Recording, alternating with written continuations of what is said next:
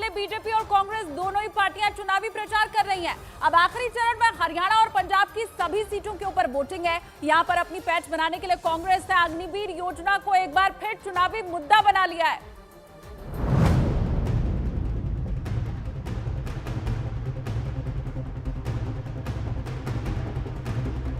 लोकसभा चुनाव के 7वें चरण के पहले अग्निवीर स्कीम पर सबसे बड़ी बहस शुरू हो गई है। राहुल गांधी ने दावा किया कि अगर इंडिया की सरकार बनी तो सबसे पहले अग्निवीर योजना को खत्म किया जाएगा। अग्निवीर में पता है क्या किया इन्होंने हिंदुस्तान के जवानों को मजदूर बनाया है। हम अग्निवीर को कैंसिल करेंगे और जैसे पहले हुआ करता था वैसे करेंगे। ये सच्चाई है अग्निवीर की। हिंदुस्तान का हर एक युवा जानता है कि अग्निवीर का मतलब हिंदुस्तान के जवानों को मजदूर बनाना है। राहुल गांधी के इस बयान के बाद सियासी बवाल शुरू हो गया। बीजेपी ने राहुल गांधी को पहले सेना में काम करने और फिर बयानबाजी करने की सलाह दी है। अग्निवीर हो सकता है ना, वो खुद कुछ काम करके खा सकते हैं। वो माँ का ऊपर एक बोझ है।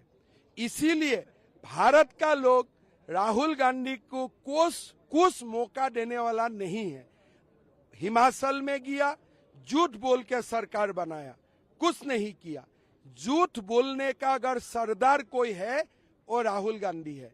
राहुल गांधी को मैं एक छोटी सी सलाह देता हूँ, फौज में आके नौकरी करो, उसके बाद ये सब कुछ बोलना। बिना नौकरी किए बिना फौज को जाने बोलना उचित नहीं है। और वो क्या कहते हैं क्या नहीं कहते हैं उसके ऊपर टिप्पणी करने का कोई फायदा नहीं। समाजवादी पार्टी नेता अखिलेश यादव ने आरोप लगाया कि अग्निवीर योजना में शहीद का दर्जा नहीं मिलेगा, जिस पर अनुराग ठाकुर ने आपत्ति जाहिर की।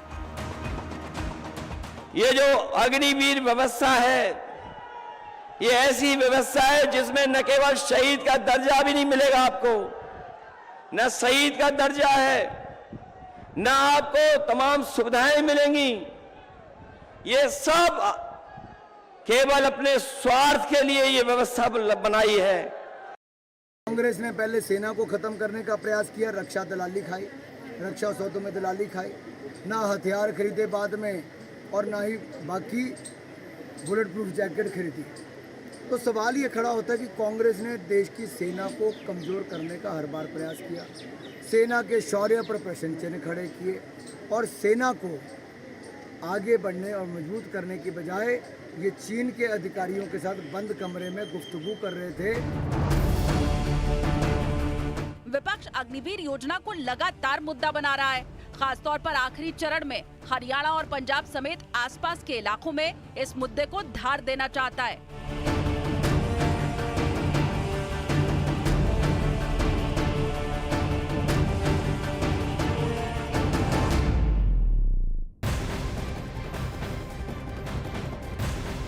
बिहार में प्रधानमंत्री नरेंद्र मोदी के भाषण के बाद मनेर के लड्डुओं की डिमांड एकदम से बढ़ गई है। अब हालत ये हो गई है कि मनेर के लड्डू लेने और 4 जून का ऑर्डर देने के लिए बीजेपी वालों की भीड़ अब बढ़ती जा रही है।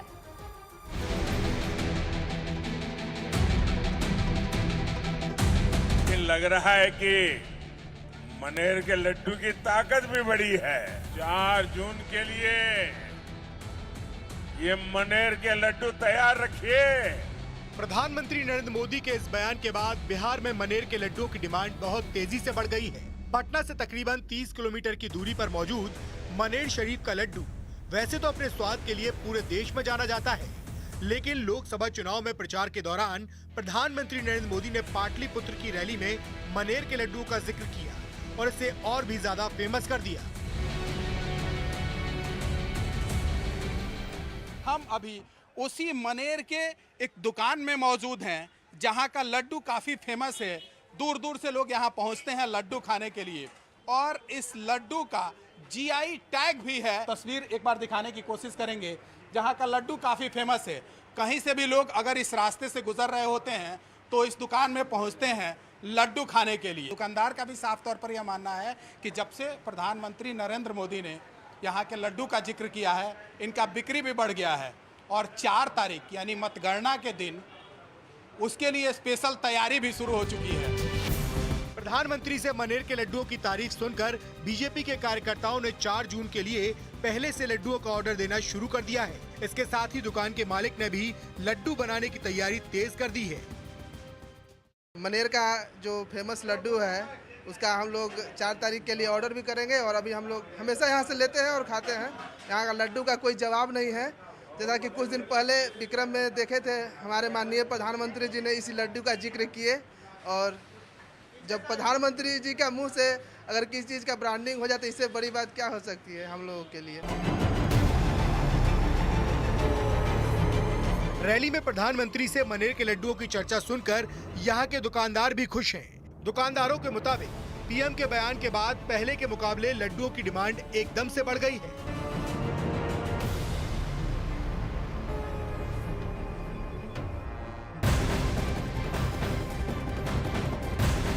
और वहीं पाटलिपुत्र सीट से बीजेपी प्रत्याशी रामकृपाल यादव ने दावा किया है कि बीजेपी का 400 पार वाला नारा 4 तारीख को सच होने वाला है। न्यूज 18 इंडिया से खास बातचीत में रामकृपाल यादव ने कहा कि उन्होंने राजनीति में रहकर मेवा नहीं खाया है, बल्कि जनता की सेवा की है और इसीलिए जनता उनके साथ है। रामकृपाल जी, प्रधानमंत्री नरेंद्र मोदी जब यहाँ पहुंचे थे तो उन्होंने मनेर के लड्डू का जिक्र किया था कि मनेर का लड्डू आप लोग तैयार रखिए। आपके जीत का मार्जिन क्या होगा? जीत का मार्जिन जो उत्साह देख रहा हूँ, ये आप भी खुद देख रहे होंगे, पूरे पाटलिपुत्र के हर इलाके में लोगों का जो आशीर्वाद मिल रहा है, बहुत बड़ा अंतर होने वाला है। बीजेपी को देश भर में कितनी सीटें आएंगी, क्या लगता है? 400 पार हो गया, 400 पार हो गया। अभी तक जो रिपोर्ट है उसके हिसाब से 400 पार कोई नहीं हो सकता है। कंफर्ट मेजोरिटी अभी छठा चरण में ही मोदी जी को मिल गया है। क्या आपने मनेर के लड्डू का ऑर्डर दे दिया है, चाहे आपके कार्यकर्ताओं ने दे दिया है? बिल्कुल उत्साह के साथ हर घर में लड्डू बन रहा है। मनेर के लड्डू पूरे बिहार में जाएगा, पूरे देश में जाएगा 4 तारीख को। इतना उत्साह है लोगों का, विश्वास भी है, क्योंकि मैंने सेवा किया है ना, मेवा नहीं ना खाया है। मेवा खाने वाले जाएंगे और सेवा करने वाले आएंगे। ये थे रामकृपाल यादव जो साफ तौर पर ये कह रहे हैं कि जो इन्होंने काम किया है उसका इनाम उनको 4 तारीख को मिलेगा। कैमरामैन अश्वनी के साथ चंद्रमोहन कुमार, पाटलिपुत्र, न्यूज 18 इंडिया। और वही न्यूज 18 इंडिया से खास बातचीत में उत्तराखंड के सीएम पुष्कर सिंह धामी ने कांग्रेस और आम आदमी पार्टी पर निशाना साधा। पुष्कर सिंह धामी ने कहा कि पंजाब में कांग्रेस और आम आदमी पार्टी अलग अलग लड़ने का ड्रामा कर रहे हैं। पुष्कर सिंह धामी ने कहा कि इंडिया गठबंधन नहीं है बल्कि ठग बंधन है। पंजाब के सीएम कहते हैं कि 13 सीटें आम आदमी पार्टी जीत रही है और इंडिया अलायंस से अब आवाज उठनी शुरू हो गई है कि 300 सीटें इस बार इंडिया अलायंस जो है वो जीत रहा है। देखिए, इंडिया अलायंस इस बार बुरी तरह से साफ होने वाला है और पंजाब की मैं बात करूं तो पंजाब हो या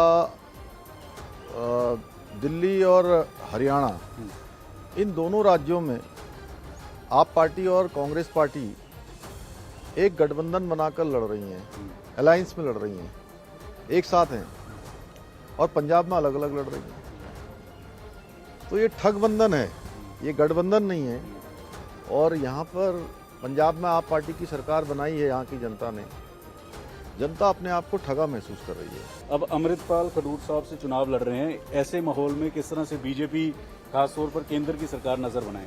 देखिए, ये लोग हमेशा जो विघटनकारी ताकतें हैं, अलगाववादी ताकतें हैं, जो लोग आज विदेशी ताकतों से देश के अंदर देश विरोध का माहौल तैयार करते हैं, ऐसे लोगों को चुनाव में यहाँ पंजाब में भी खड़ा किया जा रहा है और दिल्ली में भी खड़ा किया गया था। तो ये इनकी मानसिकता को दिखाता है कि इनके लिए अपनी पार्टी, अपनी राजनीति, अपना परिवार सबसे पहले है, जबकि भारतीय जनता पार्टी के लिए और मोदी जी के लिए पूरा देश पहले है, पार्टी दूसरे नंबर पर है, और अपना तो सबसे अंत में हमारा सबका जो भी होता है।